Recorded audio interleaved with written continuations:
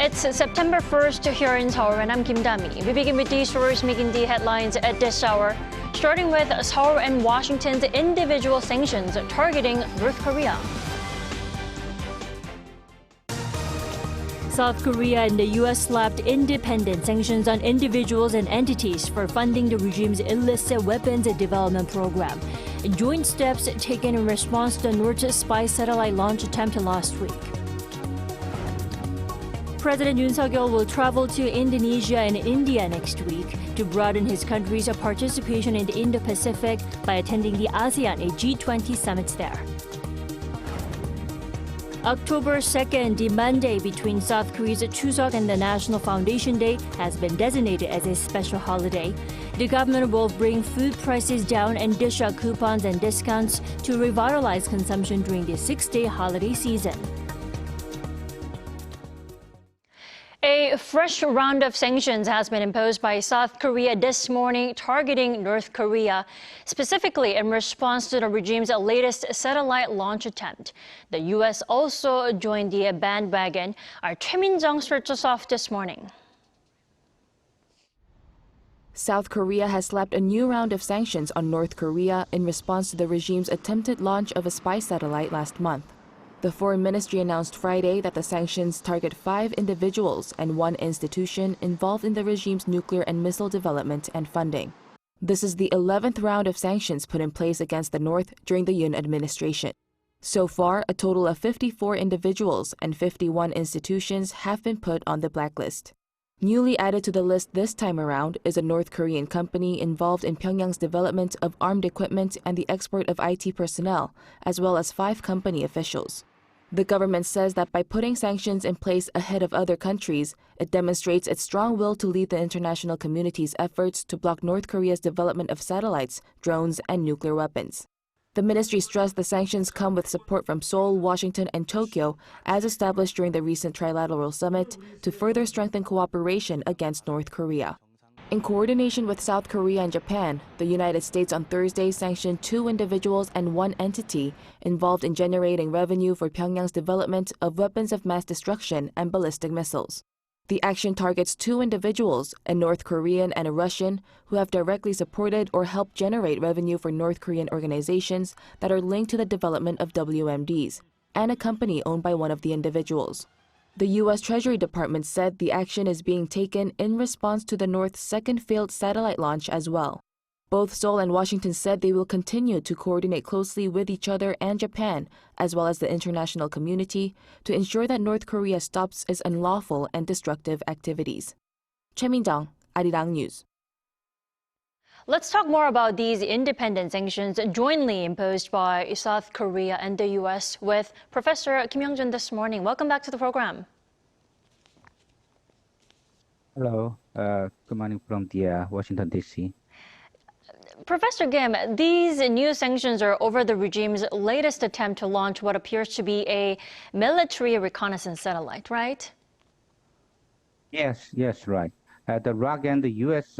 won several times, but North Korea finally launched satellite again and again. So the ROC and the U.S. government sanction on North Korea, and this time the ROC government do sanction 5 persons and 1 institution. 5 persons are all people of the same institution, Ryugyong Program Company, and they are Ryugyong-cheol, Kim Hak-cheol, Jang Won-cheol, Lee Cheol-min, and Kim Ji-won. They are directly relevant to the spy satellite launching. All of them are the first list for sanction, and this is 11 as the sanction list of the Yoon administration. Now, all sanction list of persons are 54 and 51 institutions so far. Right. What's also notable is that these are technically the first reactions or actions taken by Seoul and Washington since the Camp David trilateral summit last month. Now, can we say that imposing these sanctions will actually help stop the North from developing nuclear weapons? Unfortunately, no perfect sanction to stop North Korea. But anyway, in Camp David, Iraq, U.S. and Japan security cooperation is a very strong signal and the strongest alliance ever against the North Korea provocation. So by doing this type of sanction, the Iraq government is able to show its willingness to not allow any provocation and any violation by North Korea, like nuclear or missile and satellite launching internationally. The Iraq government will cooperate with the international community continuously to stop North Korea provocation, like nuclear test, by doing this sanction. Professor Kim, you mentioned earlier some of the people who have been blacklisted this time are directly involved in developing these spy satellites. Now, I'm sure there are more than 2 or 3 people who are directly involved in developing those satellites. Would you say these sanctions will actually help stop the regime from launching military reconnaissance satellites? So far, unfortunately, the sanction effect is not perfect, definitely. But no, this kind of sanction will show more international cooperation to stop North Korean provocation, especially by the Iraq government doing this one. It will be show more political and diplomatic pressure on North Korea to stop any more that kind of a more stronger missile and nuclear tests. So this is not just technical, but more political and diplomatic action, and the Iraq government doing this, so this will be very symbolic and very effective action against North Korea. Definitely. Now, North Korea appears to be quite edgy lately, calling South Korea, the U.S. and Japan the so-called gang bosses, and firing ballistic missiles on Wednesday. Now, those short-range ballistic missiles fired on Wednesday must be one way of showing the North's annoyance and distress. That must be the case, right?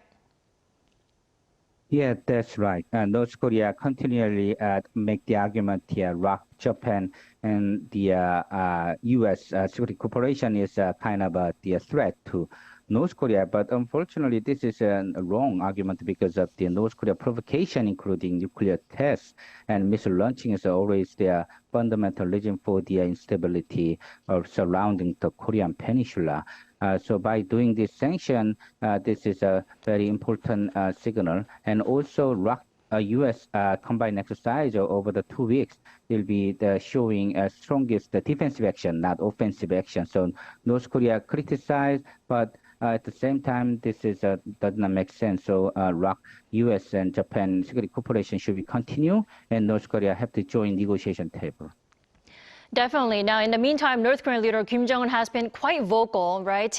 He's been calling for his Navy's war readiness and pushing that it'll become part of the regime's nuclear deterrent. Now, there are also speculations that there'll be joint drills between North Korea, China, and Russia. Now, Professor Kim, how likely is it that something like that will actually take place? Yeah, that is the most important factor in reshaping Northeast Asian security environment. And world community is very worried about the not just North Korean nuclear, but more focusing on the China, Russia, and North Korea combined exercise or military cooperation. At the moment, there is a low possibility for North Korea to join China, Russia, combined exercise, but there is some possibility anyway because of Russia, North Korea start their military cooperation, including missile exchange or some kind of action. So the U.S., Japan must watch this type of a possibility at the same time to prepare against this type of action. Right. The joint drills between the 3 countries, China, Russia, and North Korea, cannot be ruled out either. Thanks so much for joining us this morning. You have a good night. Thank you very much. And yesterday, the 11-day annual summertime military drills between South Korea and the U.S. came to an end. And on the last day, forces from the 2 sides conducted a live fire drill aimed at countering North Korea's growing threats. Lee Dae-hyun reports. The air forces of South Korea and the U.S. on Thursday held a live fire exercise together over the West Sea. This was part of the Ulji Freedom Shield exercise, which involved air-to-air missiles and air-to-surface missiles. Around 30 fighter jets and attack aircraft were deployed where the joint forces practiced striking a simulated target. South Korea's fighter jets, including F-35As and F-15Ks, launched an air-to-air missiles to intercept and strike a drone target which performed as a low-altitude cruise missile. Air-to-surface missiles, including GBU-56, were then launched to destroy the opponent's defense structure. The GBU-56, which features a semi-active radar homing system, is capable of targeting mobile weaponry such as a transporter erector launcher. We have reaffirmed the excellent performance of the Korean-made FA-50 jet and the guided bomb and improved our strike capability. We pledge to use this skill to immediately punish enemies in any possible provocations. Captain John Flanagan, who took part in the drills, also said that Seoul-Washington integration is still evident and paramount today, even after American pilots defended South Korea's freedom 70 years ago. Meanwhile, the chairman of Seoul's Joint Chiefs of Staff, General Kim Seung-kyun, met General Anthony Cotton, the commander of U.S. Strategic Command, who's currently visiting South Korea. The meeting took place at the B-1 bunker in southern Seoul, making Cotton, who visited the country for the first time since taking office in December last year, the first U.S. strategic commander to visit the wartime bunker. They shared their assessment of the security situation in the region, including North Korea's nuclear and missile threats. They agreed to bolster cooperation between Seoul's JCS and the U.S. Strategic Command and also decided to closely cooperate with South Korea's envisioned, quote, Strategic Command, which will be established next year. Lee Dae-hyun, Arirang News. President Yoon Suk-yeol continues to ramp up multilateral diplomacy. He's heading to Jakarta and New Delhi next week to attend the ASEAN and G20 Summits there. Our top office correspondent Oh Soo-young has a preview of his week-long trip. President Yoon Suk-yeol will strengthen Seoul's engagement in the Indo-Pacific at key multilateral summits next week in Indonesia and India, with North Korea's nuclear threat, climate change and regional cooperation high on the agenda. The top office announced Thursday that the South Korean leader will attend a series of meetings of the Association of Southeast Asian Nations and the Group of 20 in the Indonesian and Indian capitals, which will focus on regional security, economic and social issues. Arriving in Jakarta on Tuesday, Yoon will first meet with Korean expats before holding a summit with the 10-nation ASEAN bloc on Wednesday morning. The leaders of Japan and China will join for a +3 meeting, with South Korea representing the Northeast Asian trio. The security-focused East Asia Summit on Thursday will address North Korea's threat to the region, along with South Korea's role in upholding a rules-based international order. Yoon will then hold one-on-one summits, then a bilateral with the Indonesian president upon their 50th year of diplomatic ties. Through the summit with Indonesia, a leading country in ASEAN and a key partner in implementing our Indo-Pacific strategy and the Korean ASEAN Solidarity Initiative, we plan to discuss ways to strengthen strategic cooperation in diplomacy and security and deepen partnerships in future industries such as electric vehicles and batteries. Resuming his multilateral diplomacy in New Delhi, Yoon will highlight Seoul's response plan to climate change and its growing role to bring peace and prosperity in the world as a global pivotal state. The leader will speak during the sessions of the G20, proposing greater support for countries vulnerable to climate change and stronger global cooperation for the transition to clean energy. Yoon will also emphasize the need to establish new global norms in a rapidly changing world, having presented a digital vision back in June for ethical standards on digital technologies. With ASEAN countries and India making up some 21% of South Korea's export markets, the top office says President Yoon will roll out economic diplomacy, encouraging active business and exchanges between future generations, particularly in the digital sector. We'll strengthen cooperation in advanced industrial supply chains with Indonesia and the Philippines, whose electric vehicle and battery supply chains are closely connected with ours, while also discussing supply chain cooperation measures under the Indo-Pacific Economic Framework, along with 7 ASEAN countries in India. Amid questions over a possible bilateral with Beijing or a trilateral including Tokyo, a senior official indicated that such meetings are unlikely to happen next week. Oh Soo-young, Arirang News.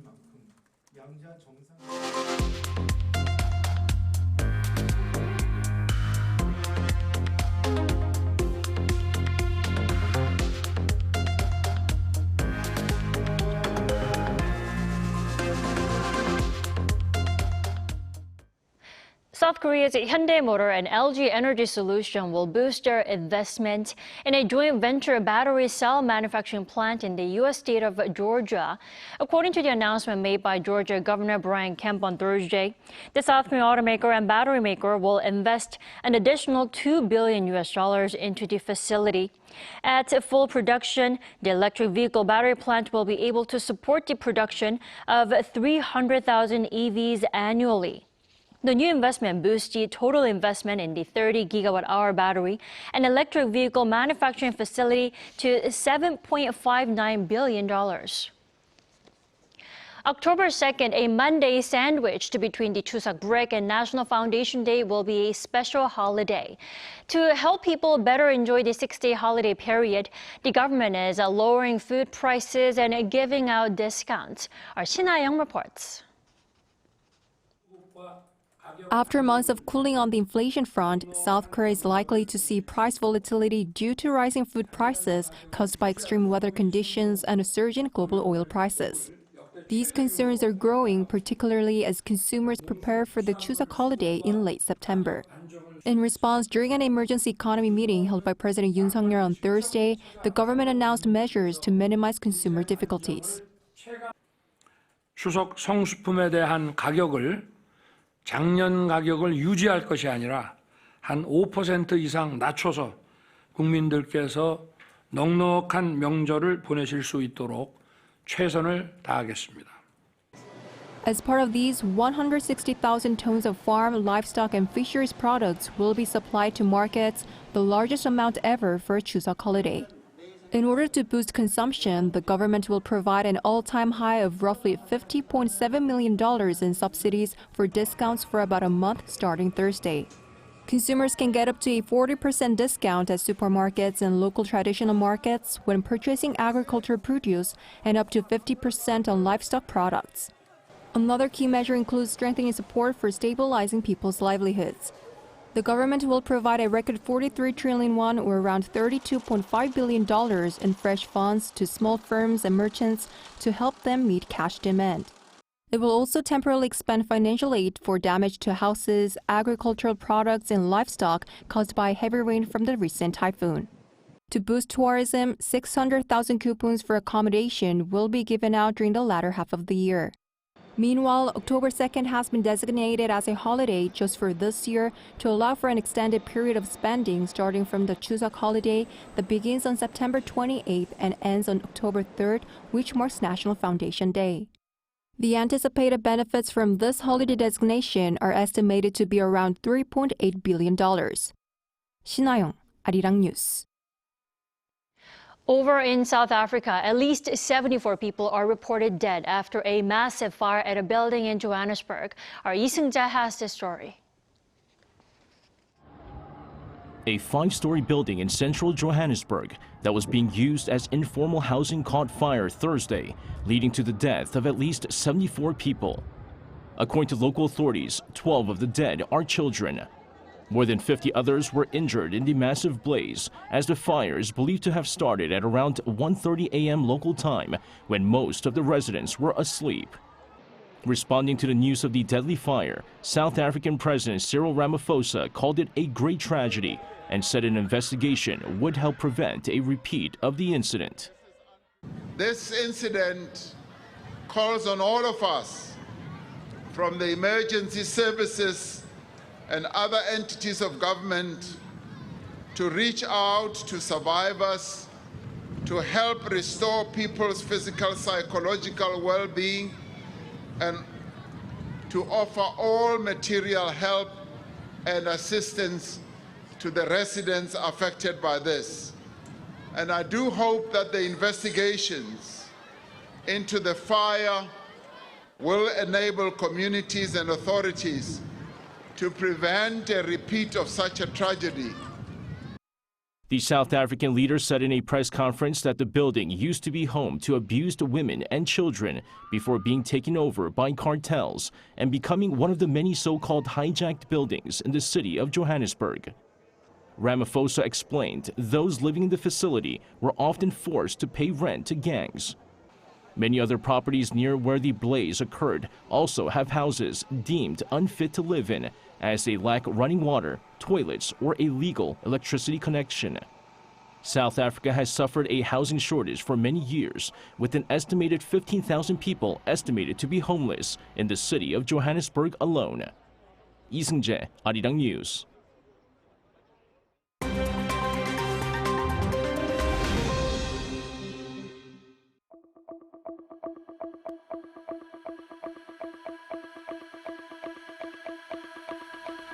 Good morning, I'm Matthew Ashley, and we now turn over to stories from around the world. A new video of the Wagner mercenary chief Yevgeny Prigozhin, reportedly filmed just days before his death, shows him concerned over his security. Now, in the video, he says that he is okay despite talk of being wiped out and other speculation. He also said he was in Africa and that it was the weekend in the second half of August, hinting that the video may have been recorded on August 19th or 20th. Prigozhin was killed on August 23rd in a plane crash. The crash came 2 months after Prigozhin led a failed mutiny against the Russian army's top brass. The Kremlin has rejected any involvement in the crash. Prigozhin was buried in a private funeral at a ceremony in his hometown of St. Petersburg on Tuesday. Now, in the United States, a leader of the Proud Boys, a far-right militant organization, has been sentenced to 17 years in prison for his role in the January 6 Capitol riot. Joe Biggs was sentenced on Thursday on multiple charges, including seditious conspiracy. This for attempting to forcibly prevent the peaceful transfer of power from then-President Donald Trump to current President Joe Biden. Biggs, an Iraq veteran, was accused of using his military experience to direct and control large groups of people to revolt against the government. Another prominent member, Zachary Rell, was also sentenced on conspiracy charges and given 15 years. Now in sports news, Erling Haaland and Aitana Bonmati have won the men's and women's UEFA Player of the Year awards. The awards ceremony took place at the 2023-24 UEFA Champions League group stage draw in Monaco on Thursday. Now, Haaland's win comes on the back of his successful first season at Manchester City, where the team won 3 major titles, including the Champions League. Meanwhile, Bonmati this year won the Women's Champions League with Barcelona and the 2023 Women's World Cup with Spain. Bonmati used her time on stage to voice support for teammate Jenny Hermoso, who received an unwanted kiss from Spain's Football Federation president after the Women's World Cup final. And finally, police in the U.S. state of Nebraska made a stunning traffic stop when they pulled over a car that had a huge bull riding in the passenger seat. Authorities on Wednesday were tipped off by a 911 call saying that a man was driving around the city of Norfolk with a bull riding shotgun. The officers assumed it would be a calf, but instead found a fully grown Watusi bull, a big-horned breed of cattle from Africa. The driver had made adjustments to his car to allow enough space for the bull, named Howdy Doody, to ride up front. The driver was let off with a warning.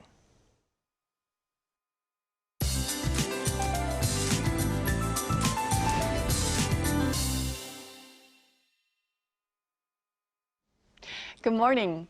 The capital area had clear skies last night, so I hope you had a chance to gaze at the bright super blue moon. And we're also having sunny skies to start out the new month. However, certain parts of the country woke up to another wet day, especially those in coastal regions in Gyeongsang-do provinces and Jeju Island need to stay on high alert against heavy showers. Jeju Island could see up to 200 millimeters of downpours into tomorrow. Parts of Jeollado provinces could see rain picking up with more than 100 millimeters expected. Now, most of us are having much more comfortable overnight temperatures, but highs today will rise into the 30s this afternoon. Now, the south coast and inland areas will be drenched with heavy showers this weekend due to the indirect effect of a typhoon, so please stay away from the water. That's Korea for you, and here's a look at the international weather conditions.